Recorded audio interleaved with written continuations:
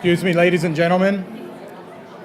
Ladies and gentlemen, we still have people coming down that we're going to want to get in the theater. So if you have empty seats in the middle of the theater, that if you could just please take up the empty seats in between so we leave the sides of the theater free for any people who are coming in now and perhaps after the program has started. Thank you very much.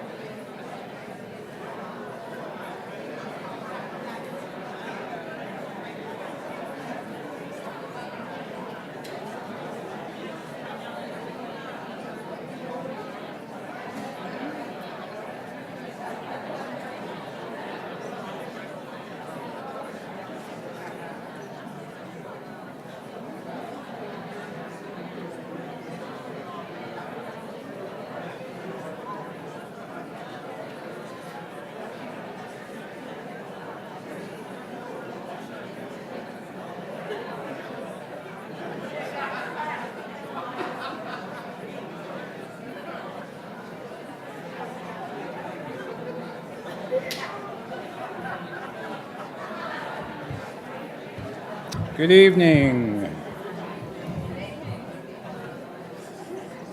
I'm David Ferriero, the Archivist of the United States, and it's a pleasure to welcome you this evening to the William G. McGowan Theater here at the National Archives.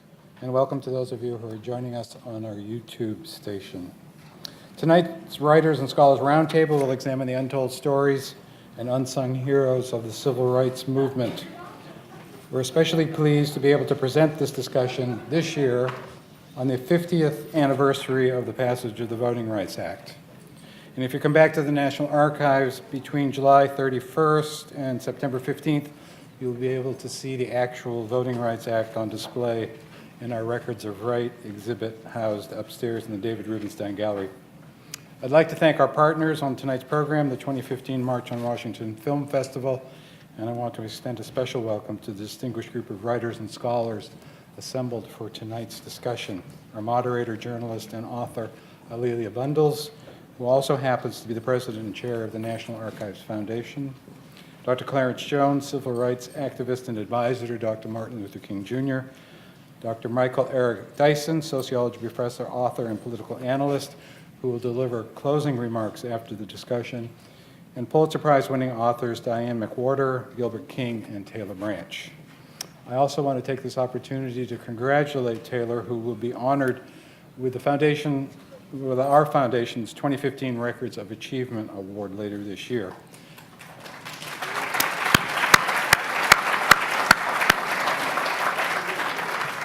This award recognizes his lifelong work to chronicle the life of Dr. King and the history of the civil rights movement in his landmark series, America in the King Years. Before we begin the program, I'd like to tell you about two upcoming programs that will take place in this theater. On Wednesday, July 22nd at noon, we'll welcome author Arthur Downey as he discusses the most successful slave rebellion in American history, the basis of his new book, The Creole Affair, the Slave Rebellion that led the U.S. and Great Britain to the brink of war. And on Wednesday, July 29th at noon, we'll commemorate the 25th anniversary of the passage of the Americans with Disabilities Act with a lecture by Leonard Davis, author of Enabling Acts, the hidden story of how the Americans with Disabilities Act gave the largest U.S. minority its rights. By the way, the original Americans with Disability Act is currently on display in the Records of Rights exhibit upstairs. To learn more about these and all of our programs and exhibits, consult our program calendar of events. There are copies in the lobby as well as sign-up sheets where you can receive it in the regular mail or by email. And another way to get more involved with the National Archives is to become a member of the National Archives Foundation. The foundation supports all of the work of our agency, especially education and outreach programs. And there are applications for membership in the lobby. And a little known secret that I keep telling everyone, no one has ever been turned down for membership in the foundation. As I said, we're presenting tonight's program in partnership with the 2015 March on Washington Film Festival, and we're pleased to welcome them back after hosting two programs at last year's festival. And now to tell you more about the festival, it's now my pleasure to turn the program over to Isis Array Bay, producer of the March on Washington Film Festival. Isis Ara is also chief cultural creative for her own company, Journey Agent Productions. I thought you called me. Prior to that, she was vice president of programs for Count Me In for women's economic independence and vice president of corporate affairs for Sony Music. Isis Ara. Thank you, sir.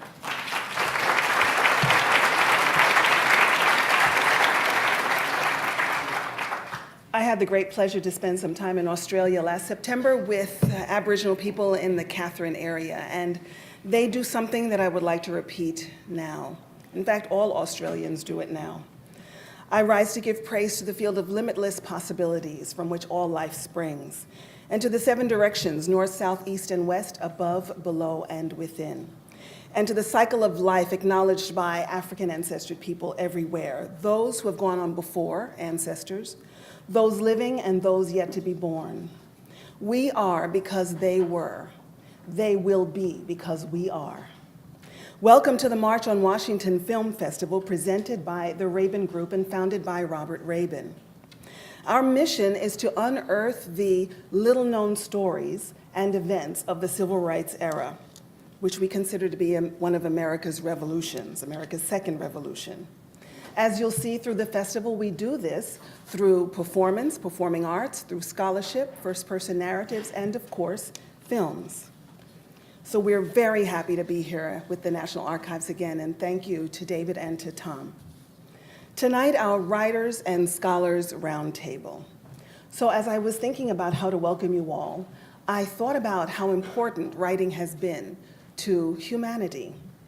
So from cave drawings to the Medu Neter or the hieroglyphics in Egypt, from Moses and the tablet and Muhammad being instructed to write, from Omar Khayyam's poem, The Moving Finger Writes and Having Writ Moves On, writing is an intrinsic part of our human development. And tonight we are going to hear from some masters of the pen. So you heard a bit about the order of things to come, and we have given you index cards. So during the panel discussion, if you have questions, please write them down.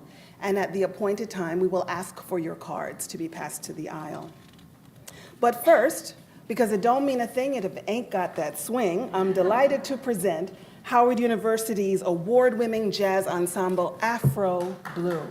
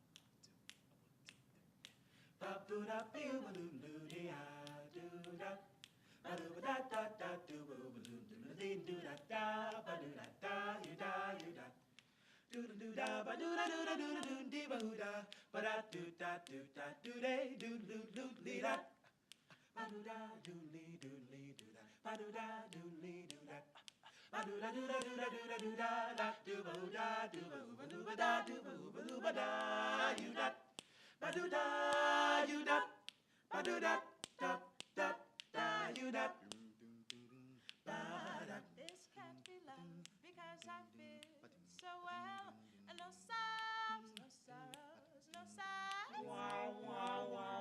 This can't be love.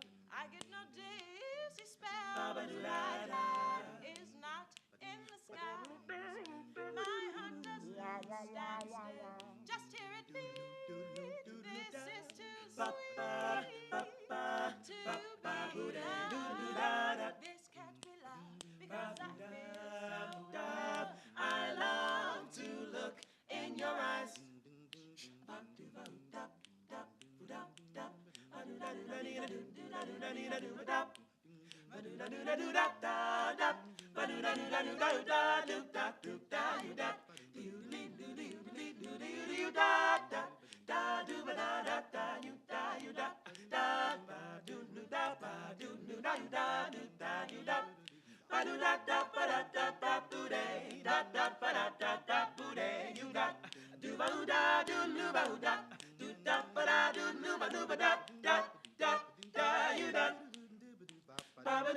This can't be love. It really, really can't be love. This can't be love. It really, really can't be love.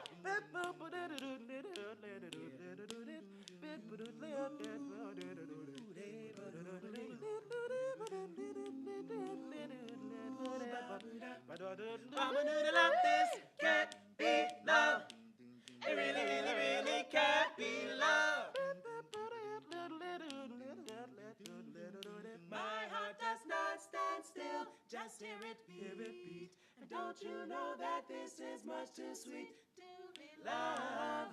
This can't be love because I feel so love. I long to look in your eyes. I love to look in your eyes. I'd love to look in your eyes. Ooh, ba-da-ba-ba-ba, ba-da-ba-ba-ba.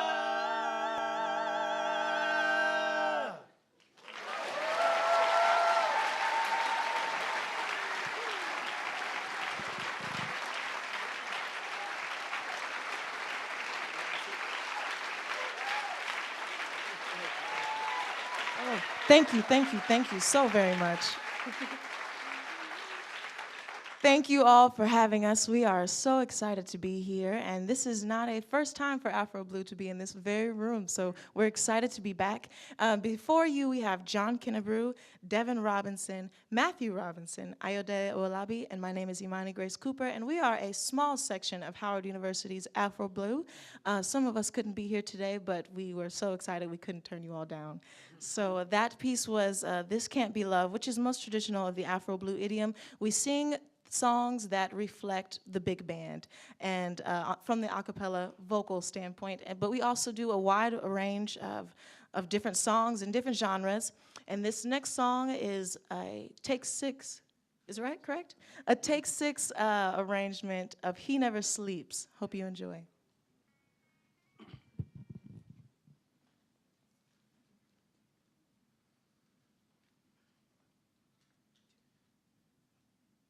He never sleeps. He never slumbers. He watches me both night and day and night and day. He never sleeps. He never slumbers. The reason I know, he told me so. I don't have to worry. I know that he cares. I don't have to worry. He'll always be there. I know that he's watching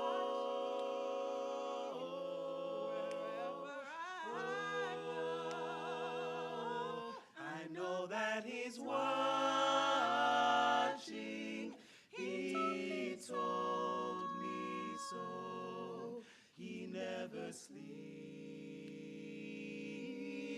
He never slumbers. He watches me both night and day. He never sleeps. He never slumbers. The reason I know, he told me so. He never sleeps. He never slumbers. He watches me both night and day and night and day. He never sleeps. He never slumbers.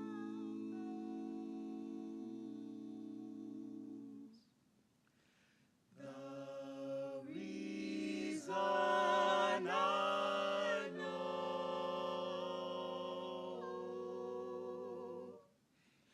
he told me so.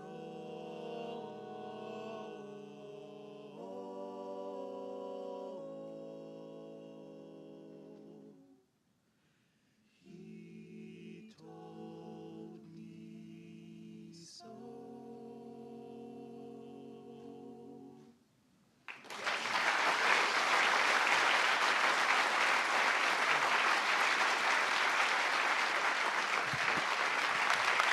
Thank you all so much.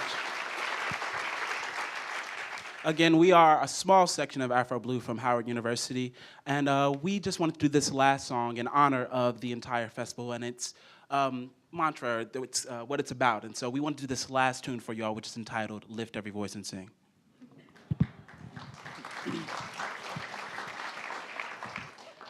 Okay. All right.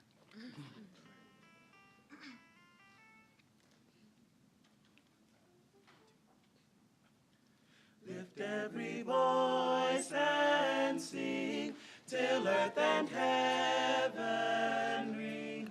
Ring with the harmonies of liberty. Let our rejoicing rise high as the listening skies. Let it resound loud, rolling sea.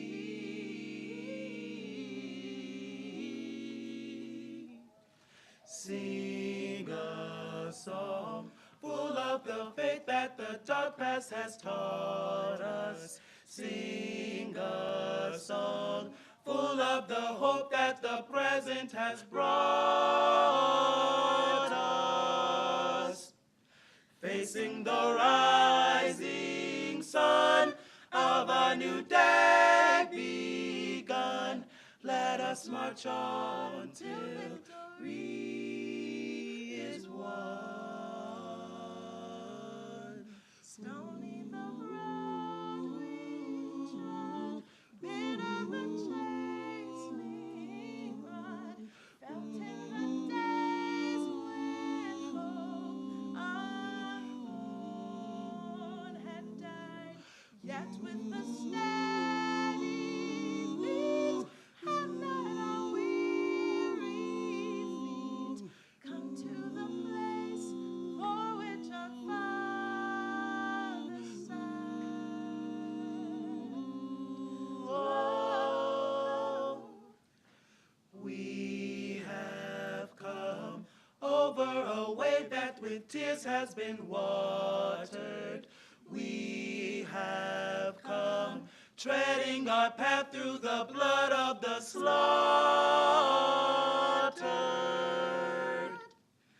Out from the gloomy past, till now we stand at last, where the white gleam of our bright star Is cast. is cast.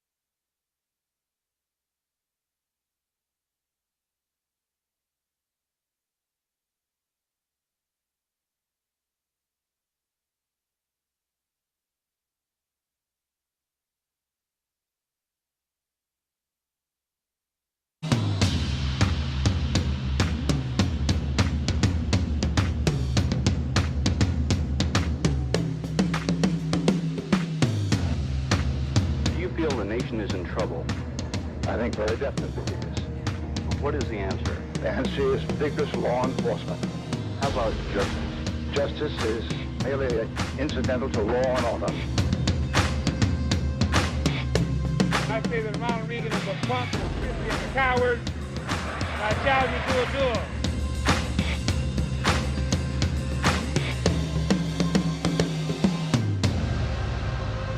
Our lives be threatened daily. We want to register, to become first-class citizens. Is this America, the land of the free and the home of the brave?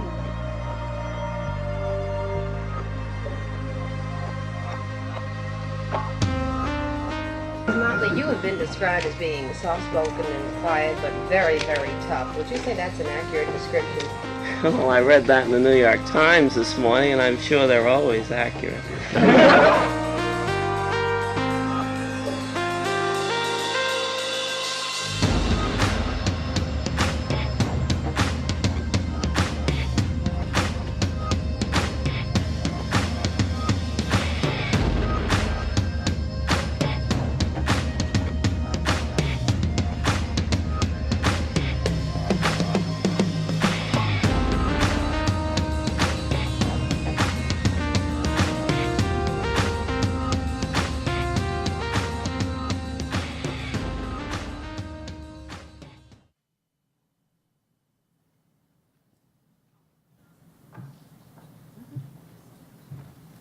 introduce you.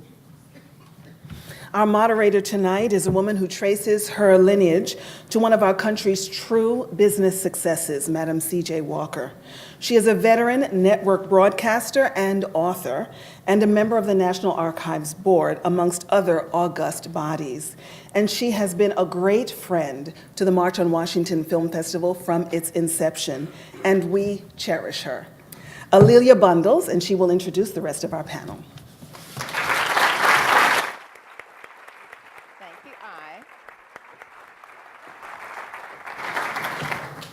Thank you, Isa Sara.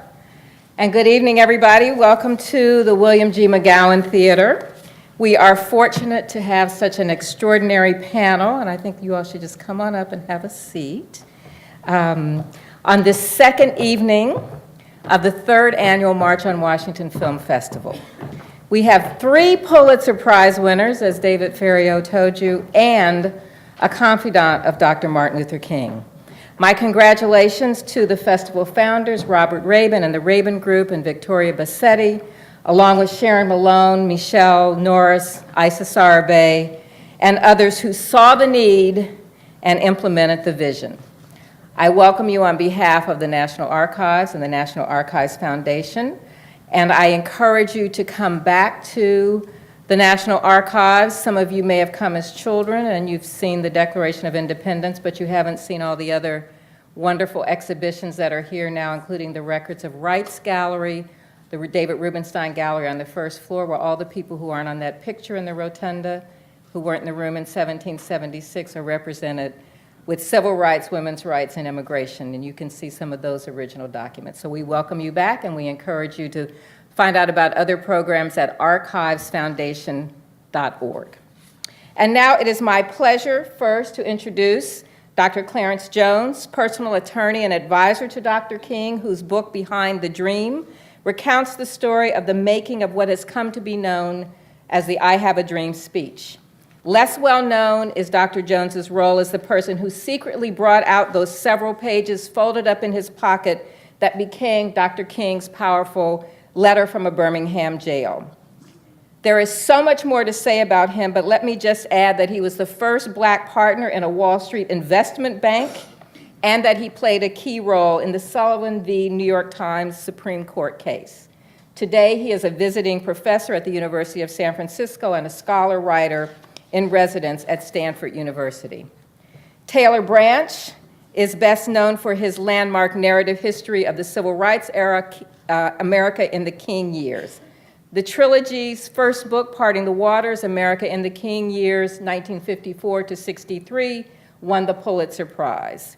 Decades later, all 3 books remain in demand, and as others said earlier, he will be our Records of Achievement honoree in October here at the National Archives. Gilbert King, on the end, is the author of the New York Times bestseller Devil in the Grove, Thurgood Marshall, The Groveland Boys, and the Dawn of a New America, which was awarded the 2013 Pulitzer Prize for General Nonfiction. He is an accomplished photographer and has written about the Supreme Court and the death penalty for the New York Times and the Washington Post. His earlier book, The Execution of Willie Francis, Race, Murder, and the Search for Justice in the American South, was published in 2008. Diane McWhorter, I guess you can tell who Diane is,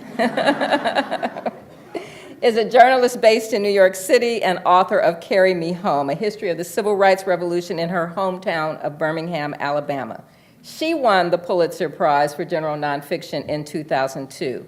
Her young adult history of the civil rights movement, A Dream of Freedom, was one of New York Times' 9 notable children's books of 2004. Later, after the panel, Michael Eric Dyson will offer remarks on the panel's comments. He is a professor of sociology at Georgetown University, and his book topics range from Dr. King and Malcolm X to Bill Cosby and the politics of hip-hop. He is a New York Times contributing opinion writer and an MSNBC political analyst who has appeared on Meet the Press, Face the Nation, and many other news programs. And now the questions begin.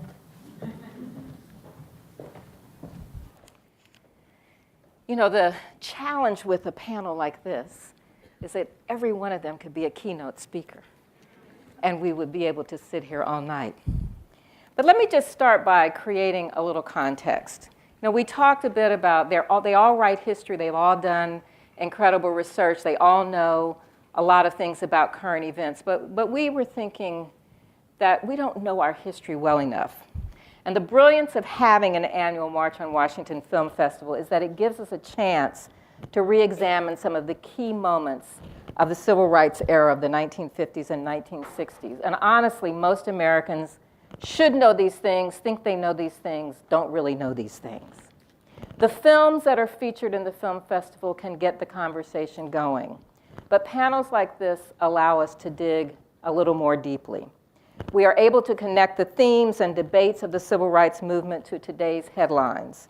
Twitter feeds and Facebook posts take the place of Jet Magazine and the Pittsburgh Courier. It all feels a little bit too much like deja vu.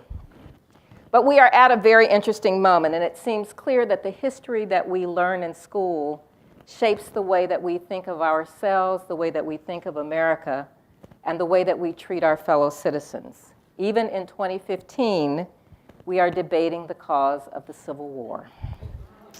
And in some states, the civil rights movement is all but absent from textbooks. So I'd like to ask our panelists, what is missing from our textbooks and the way the civil rights movement is taught, and what are the consequences of these things that are missing? Each of you tells a different story. Taylor, do you want to start?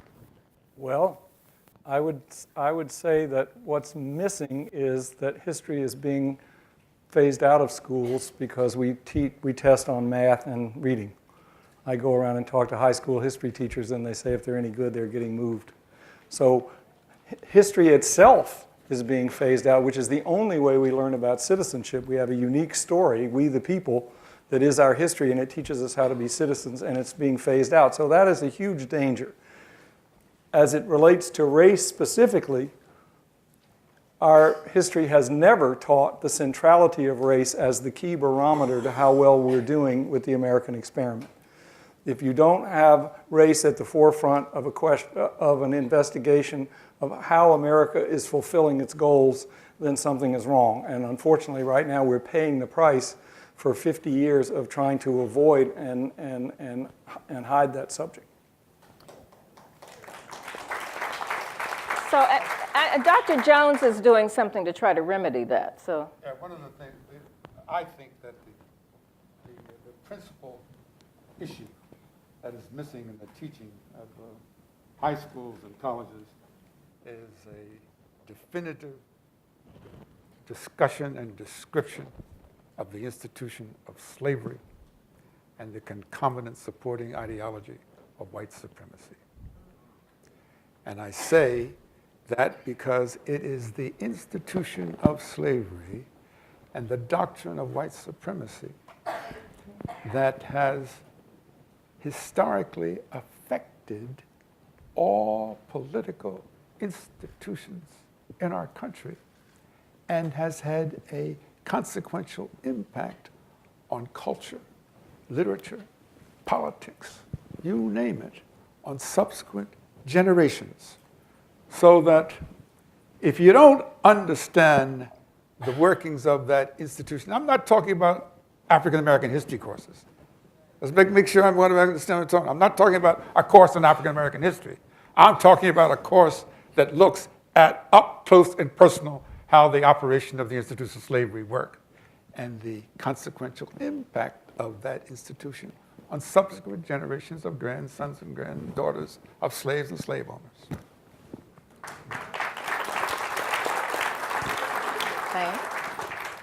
So I recognize one of the challenges of teaching this when my daughter, who was in kindergarten at the time, they were celebrating the Martin Luther King national holiday, and we were talking about King, and she finally looked at me and said, "Mom, why do you keep calling him King when his last name is Junior?" So the children learn about this topic at such an early age that there is kind of a dilemma about how to teach it. And I remember going to her first grade class. She had brought home a Scholastic News for the King holiday that said that King was somebody who taught people how to settle arguments without fighting. And they referred to segregationists as people who disagreed with him. And so, and I kind of marched into the class to try to tell them what segregation was. But then I started feeling kind of bad about, especially with the children of color in the room, that talking about just certain things about how blacks were discriminated against and what the segregationists actually did, and thought maybe this was a conversation that the parents might want to have with them. So I understand the difficulty, so then we settle on Rosa Parks and things that are a little bit more palatable, and I wondered whether we should have a rating system, kind of like PG and R, miscegenation is R, lynching is X, and so to kind of ease people into it. So I think that's one problem, so that we get on to kind of superficial and uplifting stories. The other thing is that the topic, as we all know, is just so difficult. And you have to know it so well to be able to really teach it. And I remember, like, for example, when I tell kids and teachers, they are stunned when I make some, to me, elementary observation, like that the black middle class really did not support the civil rights movement. People are just stunned by that. And so unless you really know that through scholarship and through being steeped in this topic, it's just really hard to teach it in any kind of real way. And I would just sort of build on what you just said. I think teaching a more honest way of looking at what was really happening in America, I think that's one of the things I noticed. Behind us, we see these iconic images of the Jim Crow South, the separate water fountains, the separate entrances. And I think the effect that has is to sort of whitewash the history. It makes it look like things for African Americans were rude and impolite. And really, the words I would use to describe it were brutality and terrorism. And I think to have an honest discussion with that, even with younger students, I think is important. One of the stories I tell people is in 1946, you had, after World War II, you had more than 800,000 African Americans come back from the war. They were soldiers who experienced greater freedoms in Europe, and then many of them had to come back to the Jim Crow South and sort of slip quietly back into that second-class citizenship. And it was early days of protest. Many of them didn't appreciate that, and they wore their uniforms as a silent protest. And what happened in the summer of 1946, there was a wave of soldier lynchings across the South. So African Americans in their uniforms being killed because that was seen as uppity. And really what they're saying is, I fought for this country, I put my life on the line for the country, I want better treatment. And so I think it's important to put those images, those iconic images of the separate water fountains, into some kind of context, because it was more than rude. It was more than impolite. All of what has been described, eloquently and accurately, all of what has been described is a derivative of the consequence of the institution of slavery and the doctrine of white supremacy. Listen to me. America, there's probably no more issue that's fraught with hypocrisy today in our country, other than maybe sex, I don't know, than the issue of race in America. Okay? I mean, how can you understand the American experience of how we react to one another today, of how those things that you just described? Well, the reaction of soldiers coming home from the Second World War, the reaction to their uniform is that they wanted to be sure the people who exercised power based on white supremacy wanted to understand, to put you in your place. They wanted to be sure that there were no symbols whatsoever that would challenge their authority. Mm-hmm. That is, without question, in my judgment. And until we deal with that, with all due respect, that's going to stay with us. I'm very pleased, for example, to see that the 44th President of the United States can also deal with the power and the grace of forgiveness, which is an essential part of the African American church experience. I thought I died and went to heaven when I saw the brother singing Amazing Grace. You know? I don't know what I'm saying. Anyway, I'll keep quiet. No, listen. Wait, as I said, everyone on this panel could do a keynote. Everybody has a story. But all of the books that you've written and the life experience that you've had, Dr. Jones, gets down to the nitty-gritty. It's, we do the Rosa sat so Martin could march, so Obama could run. And, then that becomes, and it's it's an uplifting thing. But it's not the nitty-gritty of what went on. And everything that's in your books tells these stories that people seem to want to deny exist. What is that about? You've written this, you've talked to audiences, and they would just as soon put the windshield wiper and have it not happen. Well, my books are fat because they're born out of the theory that we don't learn across cultural boundaries by abstraction and analysis. We learn when things are so personal that we forget all of our little labels that we put on everything for a minute, or at least that's been my experience. And so my working premise, and one reason I had to spend so much time in archives, is that you have to keep working until you can feel the pulse of somebody you're describing and try to put that on the page, because if they're engaged in race, then that will pull people into the story. So I tend to believe that all the labels we use, racist and liberal and moderate and progressive and all, they're just things that we put on to try to make ourselves feel moral and protected, but that we don't discover that way. So if race is the path to discover the keys to freedom or the keys to what America means, that path is paved with people.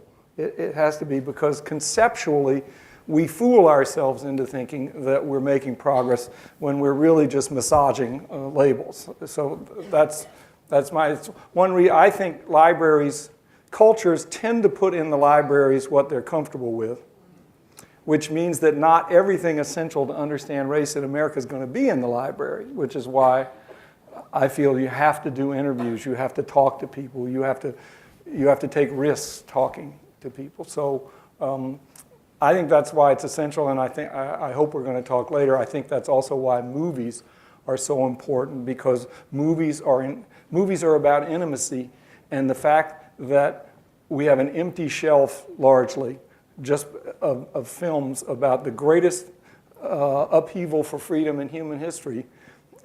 There could be hundreds of movies, but it's really hard to break through because they're about people who are uncomfortable in their guts, and they're very personal.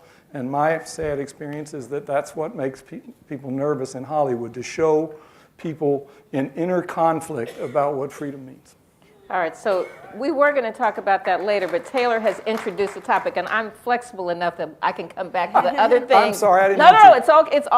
It's all good. It's all good. And because this is a film festival, and the films do get people in, probably more people saw Selma and 12 Years a Slave than have read Taylor's books, even though all those people need to read Taylor's books. Bless you. Bless you. And there is a short... No, absolutely. And there is a short version that's like this, sort of he gives the highlights. But let's talk about that, because film is very powerful. And we can come back to some of the other things that I wanted to drill down on. But Taylor is actually working on a film, and I'll let him, a feature film for HBO. Right? So I want you to, with great writers, so I want him to tell you about it. Clarence knows I've been trying to make films for almost 30 years, and I have failed at, this is my 5th studio. Alex Haley wrote a script for Parting the Waters. I don't know how long he's been dead, but it's been a long time, right? So now we're at HBO, and I'll just tell one story to give you the sense of, we were having a meeting. The writers are David Simon, the guy who did The Wire, Ta-Nehisi Coates, who's hot these days, James McBride, great, and myself, and we're in a room, and they all said they had never met Harry Belafonte, who I met through Clarence. And so I called Harry and said, tomorrow, could these guys come see you? And instead, Harry came to HBO and walked in and surprised them, and they were all astonished. And Simon says, Harry, this is a great honor. It's wonderful to see you. I have just one, we are wrestling with this. We want to have a breakthrough. We know a lot of the stuff that's in Taylor's book, but could you give us some of the lighter, humorous moments that will help us lighten this story? And Harry looked at him and he said, well, David, He said, I just saw 12 Years a Slave, and I don't recall any jokes in there. There were few humorous moments in Schindler's List, and I just saw The Diary of Anne Frank again. I don't recall any. What kind of humor are you after? Simon said he sank under the chair, realizing that he... And McBride comes to his defense, because McBride is very, very funny. He says, well, I want to defend David for asking that question. I'm the guy who wrote a funny book about John Brown, for God's sake, getting at Harper's Ferry. And so he tried to ask questions, and Harry didn't give him much ground. He said, I understand you want to make it humanizing, but if you don't go for the truth and the hard truth, you're going to undermine your cause. So that's the difficulty of making a film in this age. That's true about the movement. But nevertheless, hope springs eternal. I think we're going to make it this time. Excellent. So you okay. Gilbert's book is going to be made into a movie. Yeah, I mean, they're moving along with that. From the book I wrote was Devil in the Grove. It's really Gilbert, tell them a little bit about that book. Yeah, okay. It's basically a story very similar to To Kill a Mockingbird, and sort of a mix between that and I think the Scottsboro Boys. So you have 4 African Americans who are falsely accused of rape, and then it just becomes a very violent story with the Klan, burning down houses. And Thurgood Marshall comes in and represents these young men, and it becomes just a very violent story of terrible trial. But Thurgood Marshall brings it before the U.S. Supreme Court and gets the case overturned. And so now we go back to a really bad sheriff who does some really awful things, takes the law into his own hands and starts killing the defendants. And so, yeah, it's a very dark subject matter, but I think one of the things that's interesting is Thurgood Marshall had a tremendous amount of humor. He was a very charismatic guy. A lot of it was gallows humor.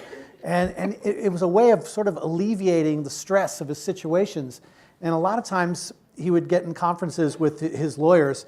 And we mentioned earlier about some of the problems you have with middle-class African Americans not supporting the movement, because all of a sudden they've become part of the system. And so they no longer could get middle-class African Americans to contribute to the NAACP because it might cost them their job.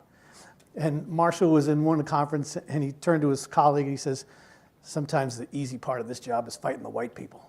Those were the kind of lines that Marshall would come up with. So he's a pretty charismatic guy. So, and now the movie, tell us where the movie is. And it's just in the process of the script is being revised for like the 5th time, but it's really getting there. And, although after listening to some of Taylor's stories about Alex Haley, I caused concern. So, and Diane, your experience? Lifetime bought Carry Me Home, and let me just let that sink in for a second. And I said, oh, am I going to get breast cancer and my husband's going to cheat on me? And the producer replied, and then you'll go before Congress and testify and they'll pass a law. So anyway, so that project went south. But I was hoping for wait, somebody. You taught us a new word. Oh, ungreenlight. It was greenlighted and then it was ungreenlighted. That's right.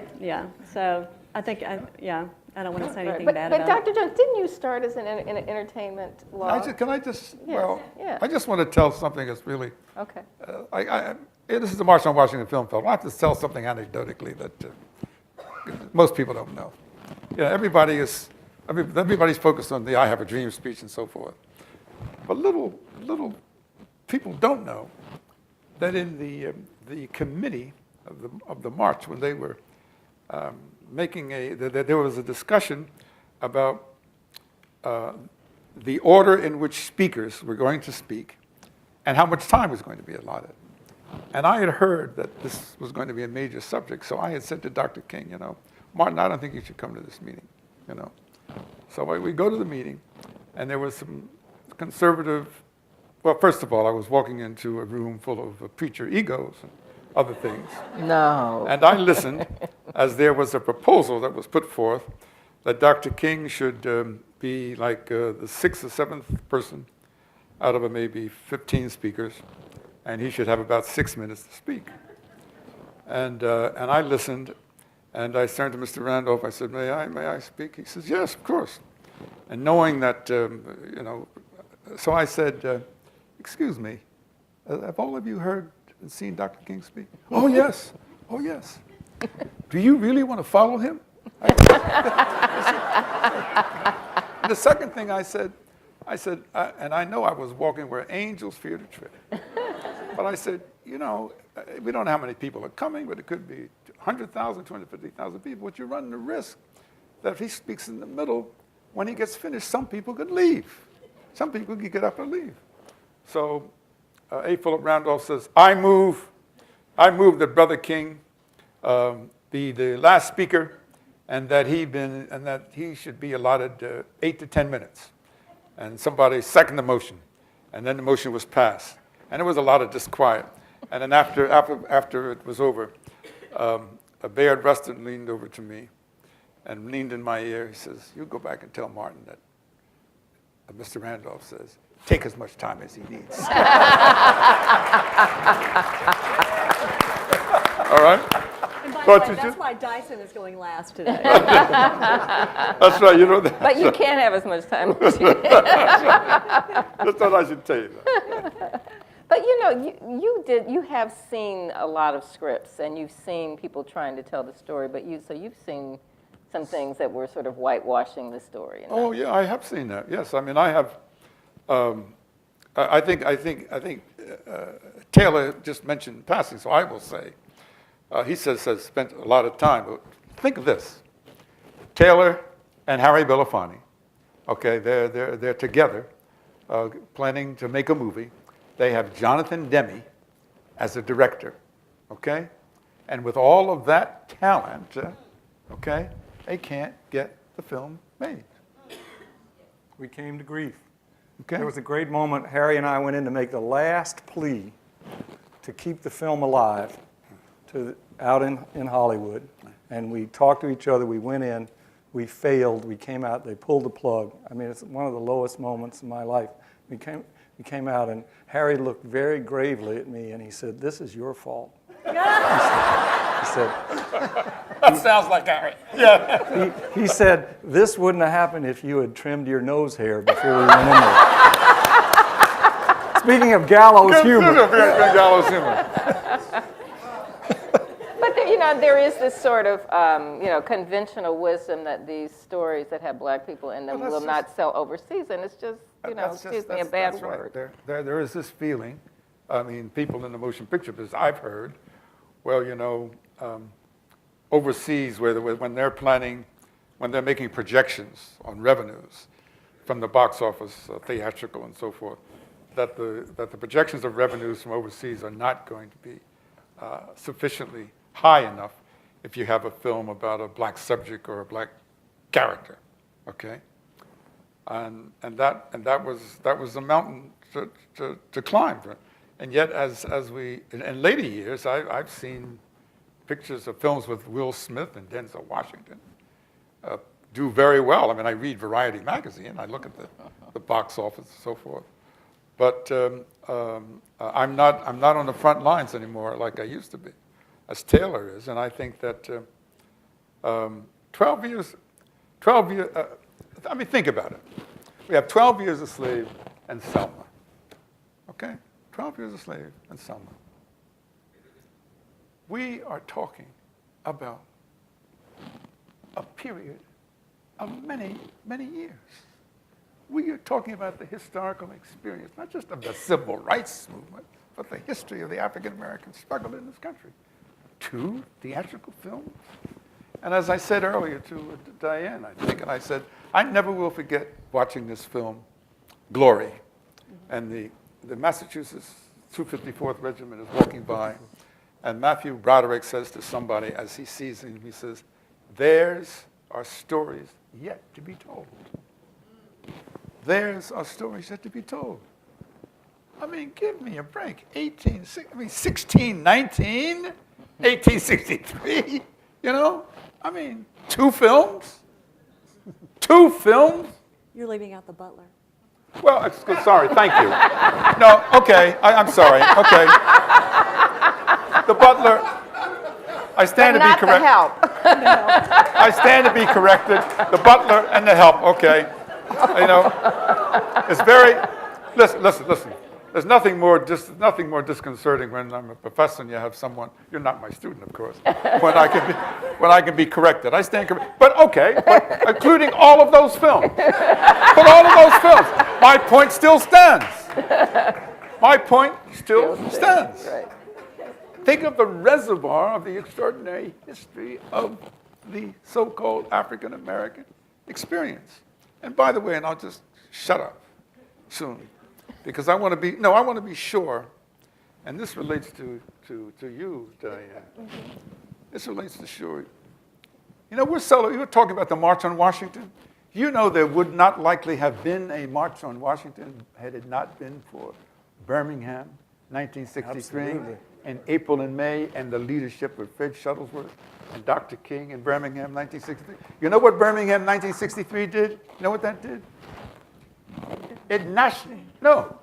Birmingham, 1963 nationalized the conscience of America. How did it do that? Because Birmingham, 1963 raised the question, what kind of country is the United States of America? When we can have police dogs and fire hoses applied to young black boys and girls who were walking peacefully to protest segregation. What kind of country is the United States of America, the Soviet Union and its allies are saying? What kind of country is the United States of America? People are beginning to say, it's not right. And it was the nationalized conscience of Birmingham that then nationalized the country that created what I call the catalyst for the March on Washington. Mm-hmm. Stated another way, in my opinion, it is unlikely that in 1963, it may have happened at a later time, it is unlikely in August 1963 there would have been a March on Washington had there not have been a Birmingham. I'd like to say a quick story that you're involved, coming right off your story, sitting in the, this is a backhanded plug for J. Edgar Hoover. I'm sitting in the FBI reading room not far from here, reading the verbatim texts, which are pretty accurate, of the wiretaps. And it's a wiretap between Clarence and Stanley Levison talking to Dr. King after Birmingham. He left and he landed in Cleveland, and he called them from Cleveland and said, things have really changed. You know, it used to be the black preachers would pick me up. There were 14,000 people at the airport when I landed in Cleveland. And Stanley is all excited, and they're talking about how many more speaking engagements they can get, and they can get Ralph to fill some of them, and so on and so forth. And Dr. King says, no, you don't understand. We are on a breakthrough. We are on a breakthrough. We need a national protest. Call A. Philip Randolph. Right. So you could hear, you can see on the page the March on Washington born on a wiretapped conversation. And then when it was over and Dr. King got off, Clarence called Stanley again, so you see that. And they say, wow, that was really something. And Levison, I don't know whether it was Stanley or you, and maybe you said, you know, Martin tends to be a pretty conservative character, but he is saying the moment is now. This is a pretty exciting thing. So you can hear, I think you can feel history changing in those little conversations. So I love it when a panel gets to this moment with the energy. So you have really set up the question for Diane, because Diane grew up in Birmingham, and you pulled the covers off both as a child and then coming back to take a look. So talk to us a little bit about what that was like, making those discoveries and the people that you knew. Apparently I didn't do that good a job because everybody was so shocked that Atticus turned out to be a racist. If they had read my book, they wouldn't have been shocked at all. I didn't really, I wasn't that aware of it going into it that the book was probably half going to be about how segregation worked and how it functioned and why people who thought of themselves as good people did the things they did. And like Atticus. And that's kind of, and I remember when all this stuff came out with the new book, Harper Lee's new book, I got all these emails and calls saying, oh my God, that's your book. Like, Harper Lee is such a copycat. So anyway, I was interested in the sort of the power, the people who lived at the country club and how they were controlling the Klansmen. And, and I went into it with sort of the cynical journalist expectations, because we are cynical as a tribe.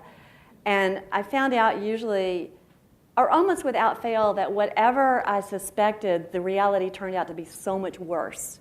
So, for example, I figured that U.S. Steel, which controlled the economy of Birmingham, had something to do with the racism there, but I thought it was just sort of an understanding that people knew how to function, and that they wouldn't get into trouble. But then, I found out that U.S. Steel had sponsored this, we would now call it an AstroTurf organization, but this, fake grassroots organization in the 40s called the League to Maintain White Supremacy.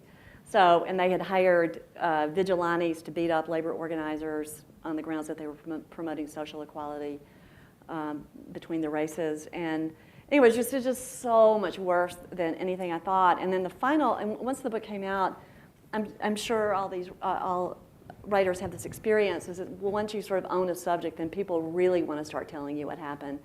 And there had been this kind of shady, this really great, actually, police reporter for the Birmingham News, who was also the spy for the publisher of the Birmingham News, and he had all this surveillance equipment that was much more sophisticated than what the Birmingham police had. In fact, bought the surveillance equipment for the Birmingham police.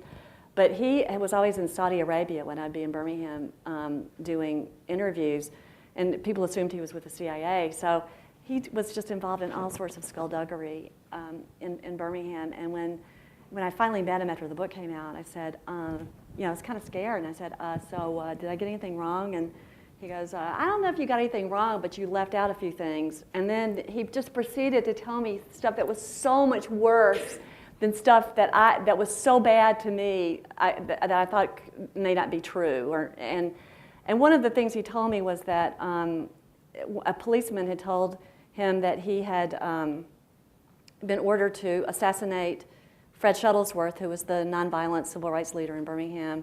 That Bull Connor, the police commissioner, had ordered him to assassinate Shuttlesworth, and he went about it, and the assassin, who was a black guy who was under, penalty of the law in some way, and chickened out at the last minute. But what this told me, this was after the book had come out, what this told me was that the Birmingham News, the paper of record, knew that Bull Connor was trying to assassinate Shuttlesworth. And I had documented 2 other previous assassination attempts by, that Connor was in on against Shuttlesworth, but not that the paper had known. And they had endorsed Bull Connor. And anyway, it was just so much, as I said, it was so much worse than I had imagined. And then the other thing was that this rabbi, who was one of the clergymen to whom King had addressed the letter from Birmingham jail, had also been subsidizing buying the surveillance equipment, and and he had made himself out as being one of the great liberal beacons in town, enlightened on race relations. So as I said, it was just a bonanza of evil. It was just boggled this mind. So so we know that things have changed and America's gotten better in many, many ways. But as they say, the past is not past. It's not dead.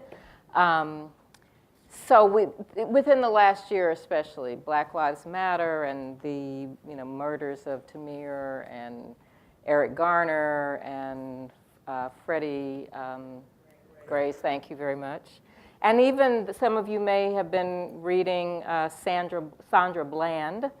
Within the last 48 hours, a young woman on her way to a new job at Prairie View A&M was found dead in her cell in Texas after having been pulled over for a minor traffic violation. So there are things that have changed, but sometimes it seems that things haven't changed. So what are some of the themes that you all wrote about from that period of time, the things that you observed? What are some of the same challenges and themes that we're seeing today? One of the things, I have an experience of a young, of an African-American woman at the University of San Francisco stopping me and getting into a conversation and starting to cry. Just started to cry. She said, you know, I have great respect for you, Dr. Jones, and I know you really work with Dr. King. He said, did you really believe in nonviolence? And I said, well, that's a whole separate issue, okay? Because we don't have time to go in that, because as I'm writing in my personal, I did not believe in nonviolence personally, but that's another question. But the point is, I said, yes, I believed in the efficacy of nonviolence. And she says, but you don't understand, Mr. Jones. They have no respect for us. They have no respect for us today. And maybe Malcolm X was right. And I said, what do you mean Malcolm X was right? Well, you know, the only thing they understand is if you give them what they give you. And I said, no, hold on. I said, hold on. I said, I'd like to take some time to talk to you. And then I had to talk, you know, about the relative position of African-American people in the country, white people and so forth, and the whole question of violence per se. And so forth. But it was an index. It was a microcosm of what I've experienced in other parts of the country with other young, principally African-American, but not exclusively. They respect the legacy of what's going on before.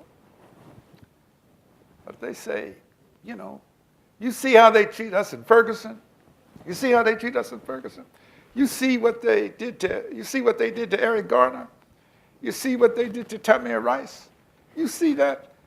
And you think we should just go and peacefully protest? They don't understand that. And they don't understand that. All right? And I have to take the time to explain to them that with all due respect to the intensity of their justifiable anger, that the question confronting them today is how to most effectively and strategically use power. You understand? It's about power.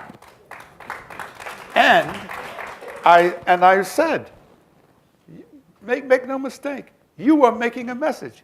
You are sending a message of power. The only way you can dissipate the potency of that message is if you commit violence, okay? Because you've done something. Now, I just want to say one thing. I came early today. I had a meeting with the director of the FBI. I spent an hour, 15 minutes talking to this brother. Not brother, but I mean. And I discussed this very issue that the reality is, it's got to deal with the reality of the mindset of young people.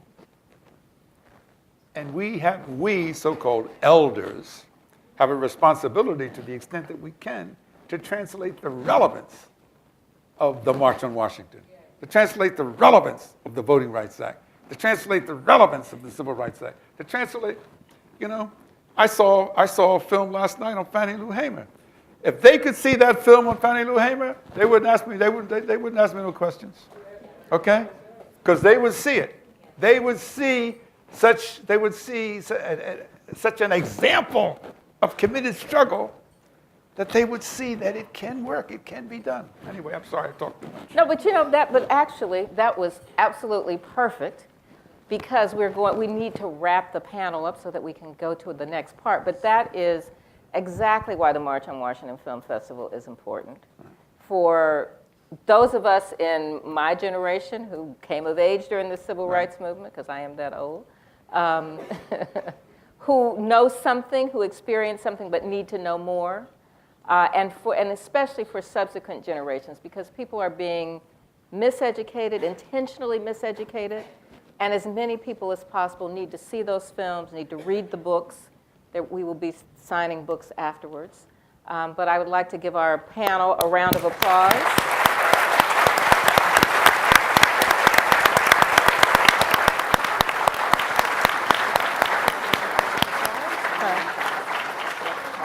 Okay, all right. So, Professor Dyson, I think you're on. In one moment, everyone, please send your cards to your right. My Beyonce left. I just want to say something. While the cards are coming in, No, yes. no, I just want to say Point something. of privilege. Is that this brother here, is that you do not want to follow him. You understand? You do not want to follow this brother. Right. That's why he's wrapping up. That's right.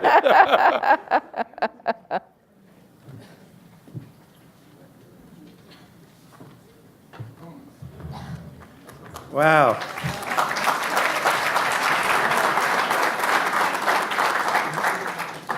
Amazing grace. Amazing grace.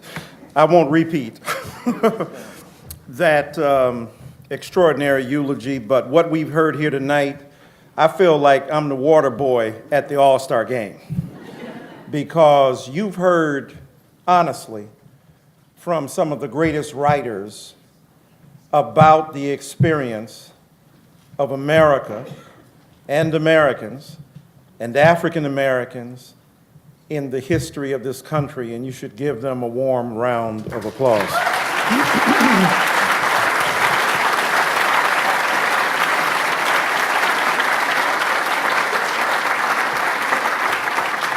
Now, I know in the age of Twitter, it's hard to get beyond Twitteracy and to read long stuff, big fat books, but I love big fat books because big fat books have big fat ideas, right?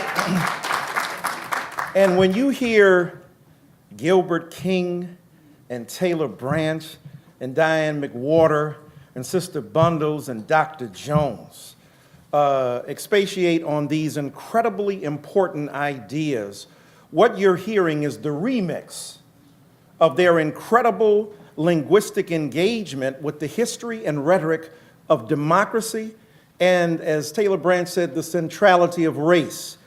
To see a predominant white panel in this day and age grapple in public out loud with the history of white supremacy and slavery, as Dr. Jones talked about it, is not only a remarkable testimony to the grit and grace they possess, but to the rhetorical and, even more importantly, the moral courage to tell the truth to America when it's addicted to amnesia. Right?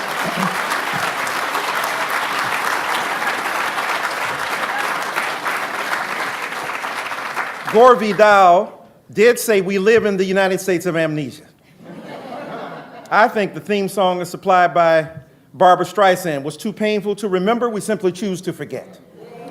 And what they do is peel back the layers to expose to us the ugly, gritty realities. And think about it, as white scholars, for Taylor Gilbert and for Diane, to bravely confront their own folk, to say this is the deal. Because it's not like other articulate Latino, African American, and other native peoples have not tried to make an argument about the centrality of these movements, but you hear it better when it's your own folk. Yeah. And when you have intelligent, articulate, rhetorically sophisticated white brothers and sisters bearing the truth to a recalcitrant and intransigent people, and forcing them to internalize truths that they might otherwise be alienated from, I think this is a credit to the kind of courage they possess. And to hear Dr. Jones, who wrote many of the speeches of Dr. King, who stood with him, you can see his homegrown eloquence matched to his rhetorical and legal skills, his logical analyses wedded to his appreciation for the gut bucket realities of the people in the field. And to feel that power is to remind us why it's important to tell stories to our children. Do we really doubt that the young man, Dylan Roof, was not radicalized as a lone wolf terrorist separated from the pack, but the pack itself was vicious and mendacious because it has been fed a story? What did he say in his manifesto? As I Googled, right? Now, I tell my students all the time, Wikipedia ain't Encyclopedia Britannica. I ain't dissing it. It's important. I'm not, look, post-linguistic if you will, post-literate culture that we're in now. I'm not dissing it, because you got to have Twitter, you got to have Google, you got to have Snapchat, you got to have Vimeo. You know, you need all that stuff, and it leads to deeper things. Cyber links can be deeper than what we think. So I'm not here to diss that kind of culture, but what I am trying to suggest is you got to have some quality control. This young man was radicalized by the proliferation of information that was disinformation that fed his terroristic impulse to undermine the integrity and humanity of black people. That's why these books, these people, and these films are so important.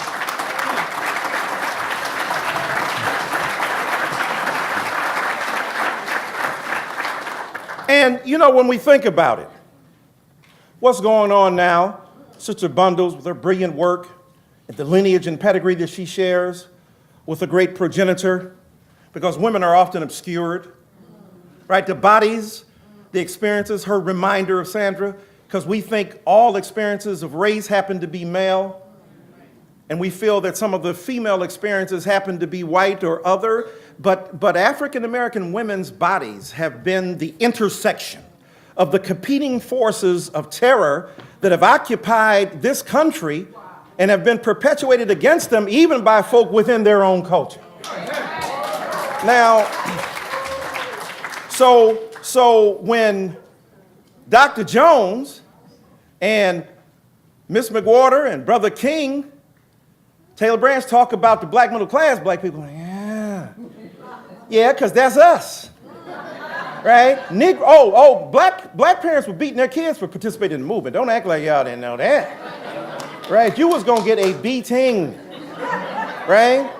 So black folk get upset, get on their haunches. I get it, that the black middle class of Cosby.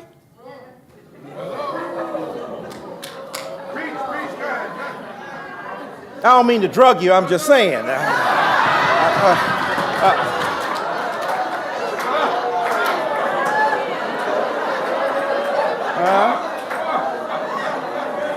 That's just an interlude. But anyway, as would be apropos, I wrote a book 10 years ago, Negroes mad at me. 10 years ago. Because what is equally offensive as the nefarious alleged activity of making somebody unconscious and rendering them through narcotics complicit in your sexual desire is to demonize black women the way he did and to assault young black people the way he did. But you didn't get upset with that because you have become so inured and your consciences have been so sunk by the politics of respectability that you didn't even see that was equally problematic. Maybe if you pulled up their dreams, their draws would follow. Maybe if you gave them something to aim for, then they would not be obsessed with the iconography of ephemera, stuff that comes and goes in fashion. Maybe then they could get deeply ensconced in a culture of intelligence that gives to them a sense of who they are, but yet they find it in some of the music that you dismiss, that Mr. Cosby so blithely was oblivious to. Somebody wake me, I'm dreaming. I started as a seed, the semen, swimming upstream, planted in the womb while screaming. On the top was my pops, my mama hollering stop from a single drop. This is what they got? Not to disrespect my people, but my papa was a loser. Only plan he had for mama was the blanker and abuser. And even as a seed, I could see his plan for me, stranded on welfare, another broken family. Or someone else who said, all my teachers couldn't reach me and my mama couldn't beat me hard enough to match the pain of my pop not seeing me. So with that disdain in my membrane, got on my pimp game, blank the world, my defense came. There are alternate sites of knowledge production that are important and critical to the salvation and redemption of a people if we will tap into the same impulse of story, of vision, and of community that are mediated here. Let me end by saying this then. It is extremely important. It's extremely important. Another elder today jumped on Ta-Nehisi Coates. Just mad.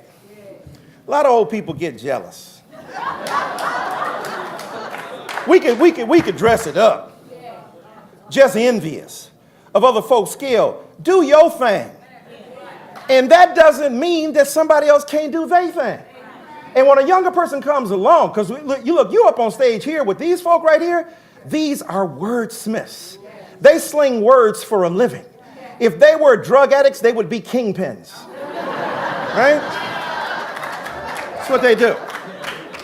The verbiage, the rhetoric, right?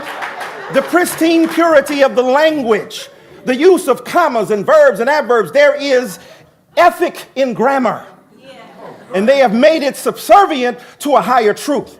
So don't disrespect the nature of what they do up here. This is remarkable. But don't be mad when you see somebody else say, well, he ain't Baldwin. He ain't got to be Baldwin to be himself. Baldwin was a bad man. A black gay man when it wasn't popular to be either.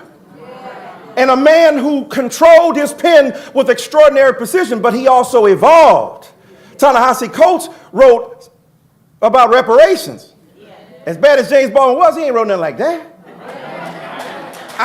That don't mean Michael Jordan was bad, but he didn't make no difficult shots like Kobe.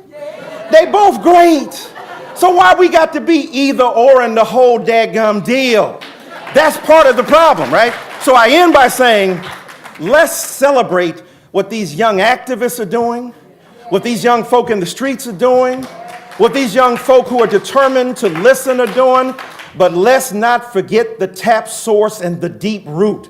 Let us not forget the vein we must access in order for the blood to flow, in order for the body to be revived, in order for the optics of race, as Taylor Brand speaks about it so powerfully, to turn around what we perceive so that we can understand what we are looking at. And when we do that through image and film, when we do that through word, when we do that through community, then you and I as a human community, as an American nation, can get beyond the vicious ideology of difference. What Howard Thurman called a bigot, he said a bigot is a person who makes an idol of his commitments. Stop making a fetish of our commitments. And then maybe we could understand what white liberals feel like when black people who stand on their haunches in their incredibly liberating churches speak out against gay or lesbian or transgender or bisexual people. You have the nerve, having been victims of racism, to dog somebody else because of that. When we learn to accentuate our own humanity, we all come together. God bless you.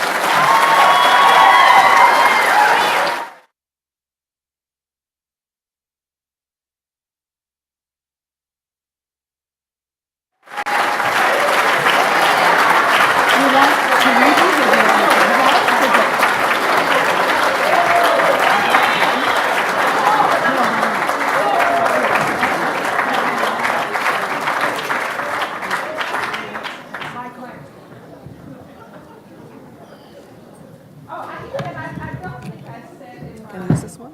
Is it on?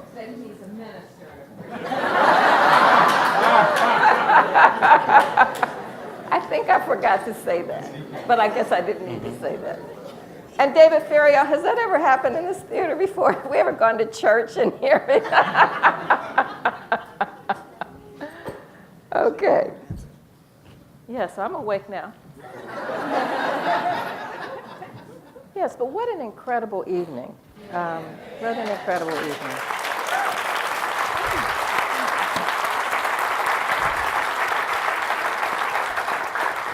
So we thank you for your questions. We have 6 here. We always run out of time, but this is probably going to be the quickest way. So this first one says, what is the basis for your statement that middle-class blacks did not support the civil rights movement?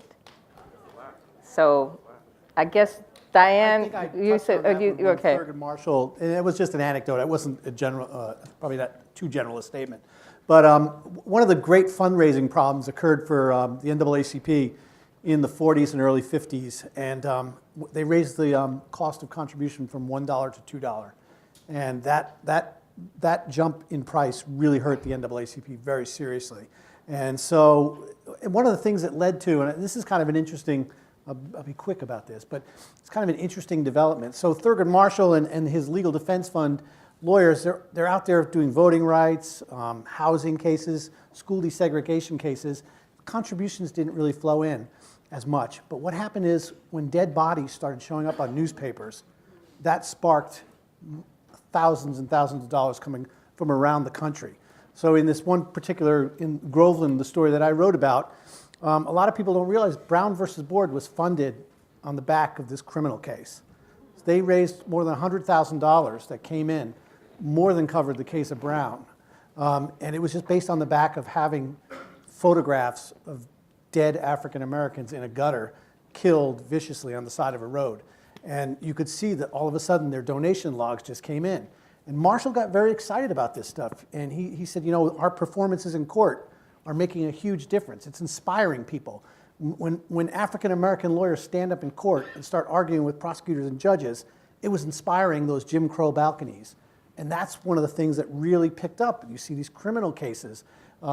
Emmett Till, another example of something that just, you know, we talked about that earlier. The consciousness suddenly got raised. Like, what kind of country do we want to live in where we're killing children? And so all of a sudden, these cases sort of gathered on the conscience of America in a much more, I guess you could say, exciting or theatrical way than if you talked about housing and voting or school cases. Sometimes it really took the shock to the American senses, and it made people really question, what kind of country do we want to live in? This doesn't seem like our narrative of our great country. So it's like Twitter and Kickstarter now. I mean, we can see these pictures. But Dr. Jones, you were there. You knew when people started giving, when Harry Belafonte gave, but when people sort of grassroots. Well, I mean, you know, Daniel Patrick Moynihan used to say, everybody's entitled to their opinion, but they're not entitled to their own set of facts. As a general proposition in 1963, and in Birmingham, I didn't live there, okay? Yeah. In Birmingham, I traveled to many of the southern places. As a general proposition, large segments of the black middle class did not support the civil rights movement, okay? This is the horse's mouth. Okay? No, that's telling you the truth. It did not, okay? Okay? Now, one of the most powerful challenges to the black middle class was Martin Luther King Jr. himself, okay? A lot of you may, there was the most important major convention of African American preachers was the National Baptist Convention, okay? It was headed by the man named J.H. Jackson, I think he was, okay? Conservative, all right? The reason why they had the so-called progressive convention is that a group of African American preachers, Gardner Taylor, yeah, thank you. I can't think of all of them. You know, from Friendship Baptist Church, I loved them so much. N.A. Smith from Birmingham. Yeah, Birmingham. Well, they left. They left to form their own group. So, and I must tell you that in California, in this whole question of gay rights, I would be in a discussion and be challenged when someone would say, well, you talk as if Dr. King would have supported gay rights. I said, look, I'm not going to be so presumptuous as to say what he would have. I can only interpret the man as I knew him. I said, basically, before he was a civil rights leader, he was a Christian minister. And he was deeply committed to his gospel. Then I would say, by the way, you know, all of you are Christian. Oh, yes. I said, well, what I don't understand is that I was raised where we were all created in the image of God. God loves us all. Amen. So I said, you know, did you ever think about this? God must really love gay and LGBT people. Otherwise, why would he keep creating so many of them?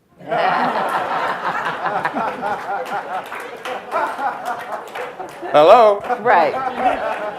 So and Bayard Rustin. Yeah, let me just clarify something, because I'm the one who said that about the black middle class. The NAACP was a middle class movement. What I was referring to was when King and Shuttlesworth, his lieutenant in Birmingham, took the movement to the streets. It was very unpopular among the black middle class. The Atlanta Daily World had a policy, the Black Daily in Atlanta. King could not be his picture could not be on the front page. So there were a lot of divisions and King was from the black middle class, which was one of the reasons he was so effective as a leader. He could speak to so many different types.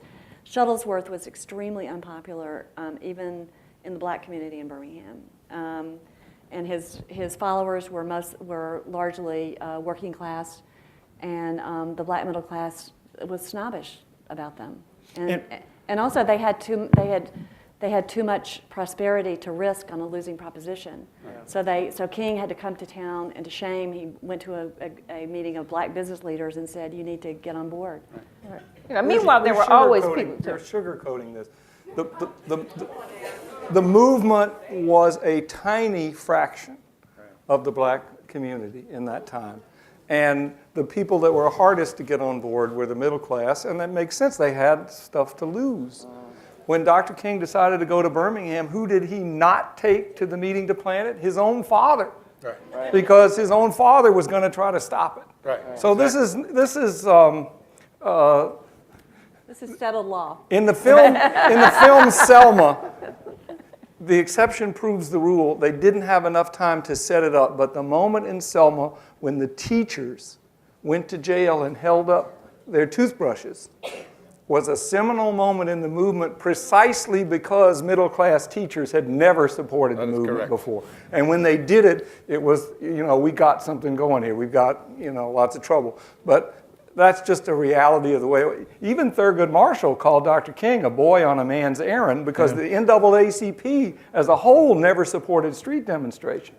So this is... And he said all that walking for nothing about the bus boycott. Yeah. That was some Snoop Dogg versus, East Coast, West Coast. It was really tough. It was really tough. No, really, because Thurgood was acerbic. Yeah, right? Yeah. He took no tea for the fever, and Roy Wilkins and King clashed incessantly. So I don't know why black middle class acting like they don't know. Think of Al Sharpton. Think of Al Sharpton 20 years ago. Now, I'm not trying to make an uncritical valorization or equivalence, because they don't have to be. Al's Al, Dr. King's Dr. King. But think about it. The notion of police brutality was thought to be something that Negroes in New York who were poor, struggling with police, were then all of a sudden when it metastasizes across the body politic, and now it's the central issue of the civil rights community, a guy with a perm, right? And basically, if you put him next to a silhouette of George Washington, you can't tell the difference. So he took it old school, Tory and wig. So what's interesting, and I love it. Look, Al Sharpton, whatever you say, right, reinvented himself. He reinvented himself. He's an Emersonian self-rebegetting figure. Absolutely. So Al Sharpton, I'm saying this in praise of Al Sharpton. Al Sharpton was demonized 20 years ago. His movement, a bunch of black hooligans and black folk that the middle class looked down on, and now he's the central figure in a movement connected to a black president in a historic fashion. Take that and imagine what Dr. King, it's hard for you to think Dr. King was demonized. He committed class suicide. He was one of them, and he became one of them. He started identifying with regular Negroes. He argued against his daddy after he's borrowed money because he gave up most of his income. As Taylor Branch and others have talked about, Dr. Jones, he gave up most of his money. His own Negro institution wouldn't put him on the board. Morehouse College, until 2.5 years before he died, refused to do so. Now why? Because Brother Merrill, white brother, Merrill Lynch, was the head of the board, and he says Dr. King was a poor role model. Why? Because he went to jail too often. He wasn't selling crack. That's the black middle class. Bourgeois, self-preoccupied, E. Franklin Frazier, careerist, upwardly mobile. So I'm saying, when you see that, don't act like you don't know it. That's why, again, to bring it back to Bill Cosby, not about the drugs and stuff, just about the kind of politics of respectability that beats down on the vulnerable. What kind of coward do you have to be a half a billionaire to beat up on people in the street and talking about the names that God gave them? When he was friends with Oprah, that ain't no regular name, right? So I'm saying to you, right, he dogged black people's names. That's the kind of internal mess that you saw going on. So why are we surprised that it was happening then, just as it is happening right under our noses right now? So, right, yeah. Well, but now, so that we get the nuance and all the details of the evolution of the attitudes of the middle class. Okay, you got it. So you need to read these books because you need to read these books and buy these books. Just to talk about now, so are there any parallels between Birmingham and the recent events in Charleston, South Carolina? Or anything that we've been talking about? Oh yeah, I mean the church shootings and the church bombing that killed the 4 girls whose picture you see flashing up there. Well, to start with, the place where they think the bomb was made was a sign shop where the bombers the night before and the previous nights were making Confederate flags to parade for Klan parades for segregated school rallies and whatnot. So I don't know. One big thing I've noticed is that this has been, needless to say, a stain on Birmingham that cannot be eradicated, and especially since the bombers went free for so long. And but the city sort of takes it upon itself as being the victim rather than the actual victims. And I hate to see this happening in Charleston, but that was the first reaction was sort of that I started noticing was like, oh no, we're all victims. The mayor of Birmingham, in less than 24 hours after the church was bombed and these 4 girls were killed, he went on television and said, all of us are victims and most of us are innocent victims. And I remember when I read that, I thought, couldn't they have just had soul martyrdom for 24 hours? You know, does it have to be about us and how we're going to suffer from this? So that's one thing that I've kind of cringed about this, the Charleston. I mean, the reaction, of course, is different, but you know, these victims were targeted specifically. It wasn't the city. Very good point. Gilbert, any? Well, I could just go back to a few years earlier in 1951. There's a man named Harry T. Moore, which most people are not familiar with this name.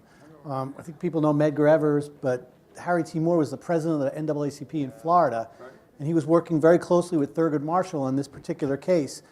And in the middle of the trial, the Klan put a bomb under his house, killing both him and his wife. You know, it's 1951, Christmas night, 1951. And his name is kind of forgotten as a martyr of the civil rights movement.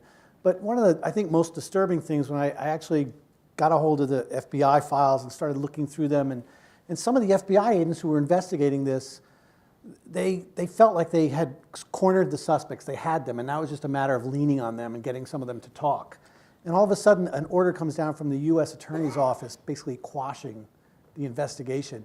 And there were 4 words that kind of stick with me today that I just find so disturbing. The reason given was, quote, tranquility of the South. In other words, if people really knew what was happening, it would just make a bigger noise and a bigger mess, and we just can't have the public knowing this. And it was quashed. And there were FBI agents who were really livid about this, but it was one of those situations where you have a U.S. attorney who's maybe a segregationist himself.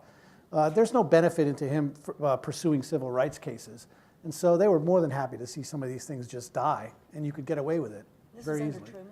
Truman? 51? Yeah. On this issue, just briefly, I think to put it in historical perspective, Birmingham 50 years ago was, as Dr. King told Clarence and Stanley, a national breakthrough. It opened stubborn gates that are still benefiting people, that are benefiting gay people and women. It was a breakthrough. We've had an awful lot of wake-up moments now, but I don't think we've had a breakthrough. I liken it to the 50s. There are things that are percolating, but they haven't coalesced into something. We got a lot of cynicism and a lot of gridlock, and the country is still very adept at shaking off whatever happens and forgetting it and saying, let's don't talk about that. The Pope gave an incredible speech last week. It's already forgotten. So I don't think we've had a breakthrough yet. I'm hoping that we're building toward one and that people realize that it's up to me to do that. But I wouldn't say that that we're in a breakthrough moment. So, yet. right, we have like 1 minute. I'm going to say something quick, and then I'm going to let Dr. Jones have the last word because he's the man. No, I'm just saying, you get to do something quick. But I defer to Dr. Jones. No. Oh, are you sure? All right. Because he's, I just. Well, first of all, I want to say we're all sorry that our mutual friend, Ms. Cheryl Norris, could not. That's right. I'm standing in for my friend Michelle, who's in California. No, I'm not saying that, but I think this is an incredible event. It is important to take time to pause and reflect the past as it relates to the present. I would say those of us who had some experience with the past is that we and those of our generation, that we are challenged to listen to the voices of this generation. We are challenged to listen and pay attention to them because they respect what we've done. They truly respect what has gone before, and they're groping on how to cope with that respect and deal with the reality of 2015 police brutality, okay? They need to let America know that Black lives matter. Guess what? That's what Birmingham 1963 was about. Telling the country that Black lives matter. Can I just briefly say? Yes, you can, Mike. Just up what Dr. Jones has said, because he is the authority.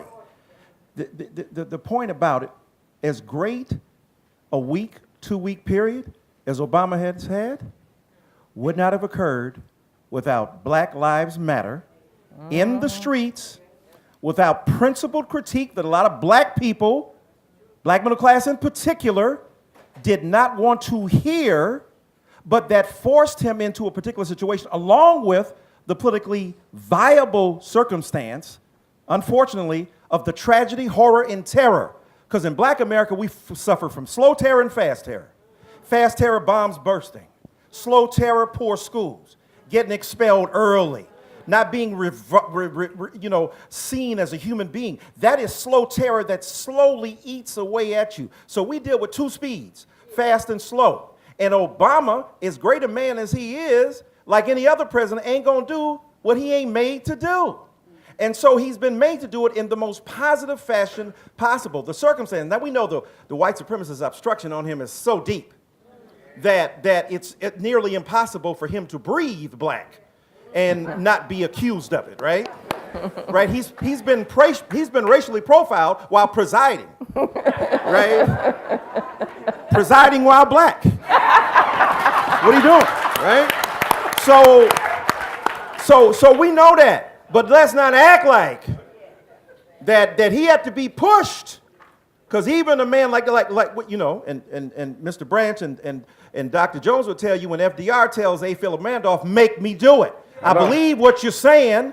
Now set the context. So don't be mad at the context setters who rub up against authority, who are offensive, who are loud, young people who are doing it. But I tell you what, Dr. Jones made a brilliant point. Without the tweets and the social media down in Florida, Trayvon Martin would have never made it to Al Sharpton and to other leaders. So we got to see the transmission of the energy. And this is a different moment too, because for the first time, the man is a brother. Right? That's Moses is not Pharaoh. And Moses been doing some pharaonic-like things that call for a Mosaic response. But we've been depleted of the moral energy, so it's been displaced into those communities that we're not used to hearing from. And I think the beauty of the Black Lives Matter moment is that it forces all of us to grapple. This is what Hillary Clinton found out. As great as she is, gave a great speech on race. Several speeches recently that should be remarked upon. that are remarkable, dealing with both the institutional and the intimate forms of violence. A brave woman. But when she went to the church and she said all lives matter, she didn't mean it. But the point is that she didn't understand that we know all lives already matter. White lives already matter because we see how they're appreciated. Black lives have to be underscored. And I think that's what we're dealing with now. It has forced all of us, black presidents and white politicians, to deal with the nitty-gritty reality of fast and slow terror in the 21st century as black people struggle with an eternal dilemma: how to breathe and stay black and alive while evincing the moral properties that we've inherited from a people whose humanity is always suspect and whose intelligence is always in question. That's the beauty of what this movement has done as well.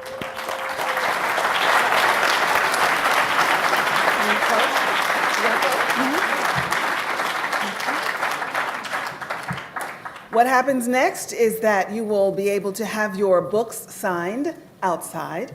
And I wanted to remind you that there are more evenings in our festival coming up until the 25th.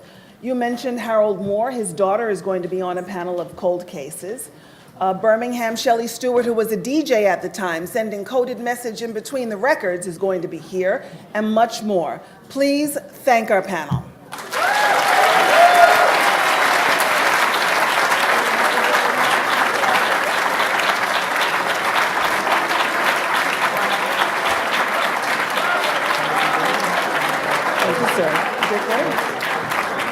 Thank you so much. Good night.